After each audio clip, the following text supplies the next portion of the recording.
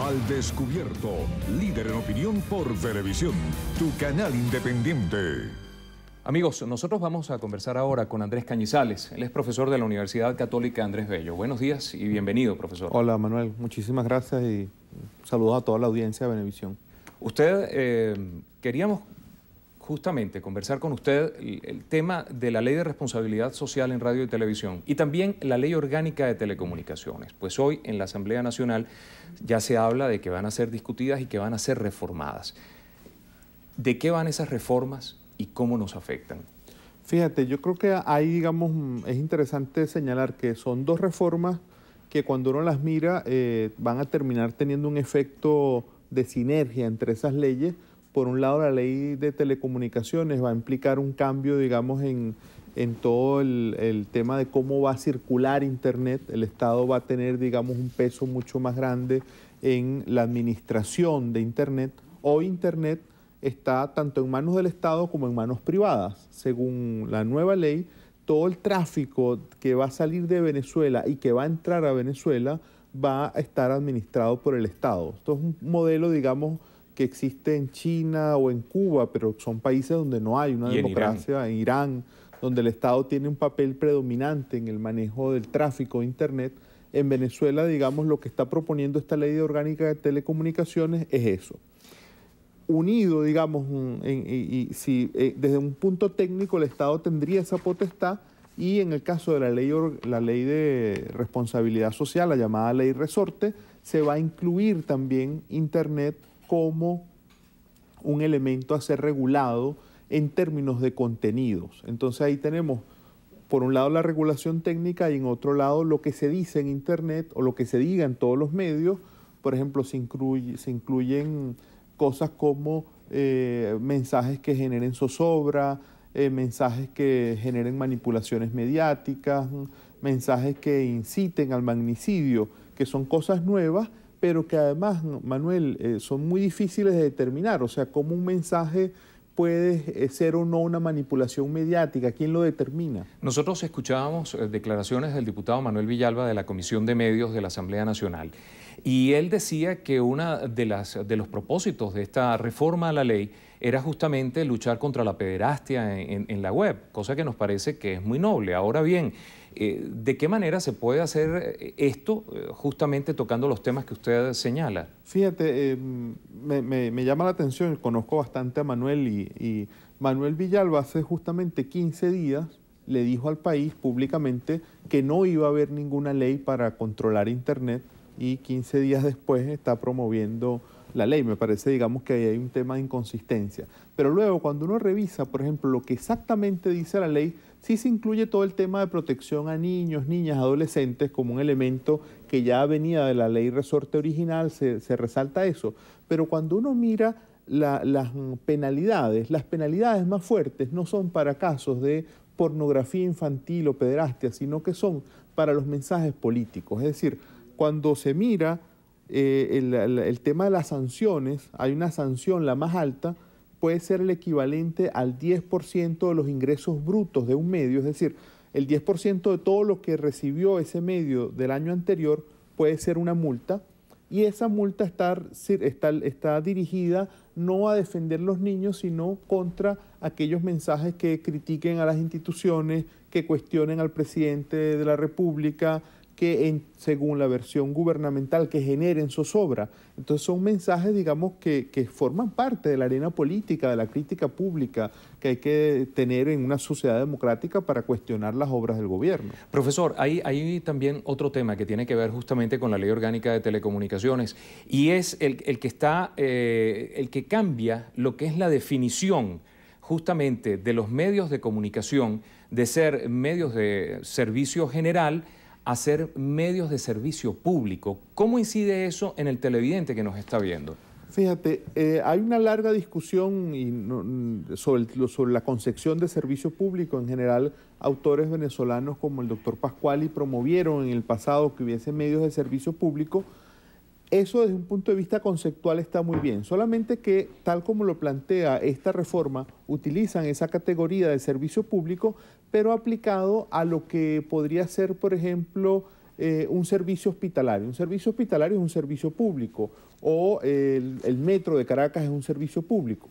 Al llevar a los medios a esa categoría, pero no a una categoría conceptual de medios de servicio público, sino orientarlas y compararlas con un servicio a la colectividad, eso le daría mucho más potestad al gobierno, según las actuales leyes, para intervenir en los medios de comunicación, porque puede decretar que tiene que hacer uso de un medio en razón del servicio público que ese medio presta.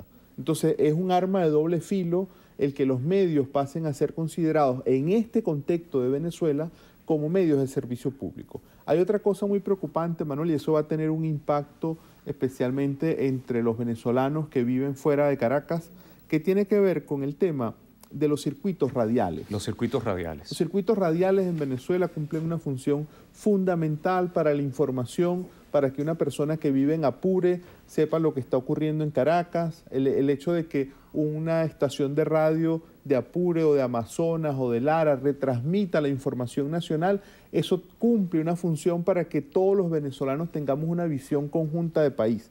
Los medios televisivos como este canal también ayudan en eso, pero en muchos casos en el interior del país el medio radial tiene un peso más determinante. Esta ley, en caso de aprobarse la ley de telecomunicaciones, pues va a suprimir la existencia de los circuitos radiales. Eso para mí es de las cosas más graves que contiene la ley. Pero esta supresión de los circuitos radiales no pasa por buscar una manera de evitar la concentración de muchos medios en pocas manos. Pero eso es un falso dilema, es decir, en Venezuela no hay. Nosotros hemos hecho estudios, yo participé de un estudio latinoamericano sobre el tema de la concentración y el monopolio de medios. Venezuela es uno de los países donde hay una mayor concentración y aquí en realidad los circuitos radiales no tienen tanto que ver con la propiedad, porque es una propiedad dispersa, sino como un modelo de negocios donde un grupo de pequeños propietarios de 20 emisoras deciden unir esfuerzos y comercializan su pauta juntos, crean un equipo de información común para todo el circuito. No hay un tema de propiedad. Creo que el tema apunta a evitar que los venezolanos nos formemos una idea global de los problemas que están pasando. Es decir, las situaciones como las que hemos vivido ahora, muy dramáticas, el tema de las lluvias, dejan al descubierto la ineficiencia gubernamental. No es posible que un país como Venezuela, con todas las riquezas que ha tenido, hoy en día tenga tantas carencias en materia habitacionales. Una cobertura nacional de lo que está ocurriendo obviamente deja muy mal parado al gobierno. En la medida en que generas con esta ley de telecomunicaciones coberturas, pero que sean locales, solamente el medio puede informar de lo que ocurre en su espacio limitado, en esa misma medida vamos a perder los ciudadanos la posibilidad de formarnos una idea completa de lo que ocurre en el país. ¿Esto no estará inmerso dentro de eso que llaman la hegemonía comunicacional?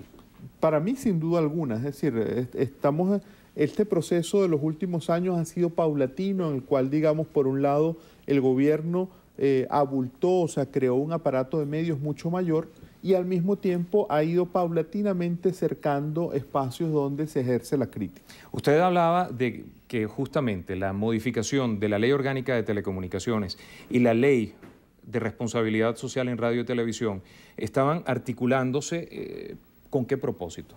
Creo que para consolidar ese cerco, una suerte de candado. Y en este momento creo que el peso fundamental va a estar sobre el tema de Internet.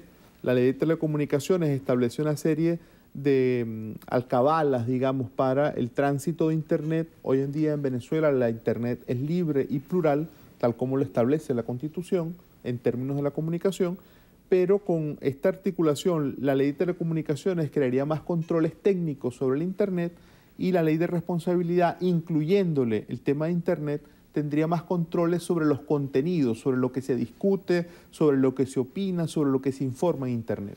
Ahora bien, ¿de qué manera en pleno siglo XXI se puede llegar a controlar la opinión y la expresión de los ciudadanos en medios eléctricos? O sea, realmente uno lo ve complicado, pero es posible. Fíjate, creo que lamentablemente para la democracia y para las personas que creemos en la democracia, China, digamos, ha sido el mejor ejemplo de cómo, siendo un país además tan poblado, o sea, el país más grande del mundo, ha logrado establecer un sistema de control sobre lo que los ciudadanos chinos pueden leer o no en Internet. Por ejemplo, un caso reciente, un disidente chino acaba de recibir el premio Nobel en ausencia, no pudo asistir al acto en Oslo, pero los ciudadanos chinos que viven en China no pudieron tener acceso a esa información porque los controles que ha establecido el gobierno chino sobre Internet en ese país tan grande son muy efectivos. Entonces, lamentablemente, Internet ha significado una explosión, digamos, de posibilidades de que mucha gente esté en comunicación, de que haya un flujo informativo de opiniones que no pasa por los medios tradicionales, pero también los gobiernos han ido aprendiendo a controlar ese espacio y tenemos casos lamentablemente emblemáticos, el caso de Cuba, China, Irán, que además, y eso es otra cosa preocupante que no debe perder la audiencia de vista, es que esos países también son socios muy cercanos del gobierno de Venezuela. Sin embargo, usted acaba de mencionar 3 países, Cuba, China e Irán, pero Venezuela tiene una larga tradición democrática, Venezuela tiene una larga tradición de expresión, de libertad de expresión. ¿Será posible que los venezolanos puedan aceptar y tolerar limitación a lo que son sus derechos naturales? Fíjate, esa es una gran pregunta y yo tengo la esperanza, y lo comparto cada día con mis estudiantes, de que hay una resistencia, hay una esencia venezolana que puede enfrentarse a estos intentos, digamos, de restricciones de las libertades.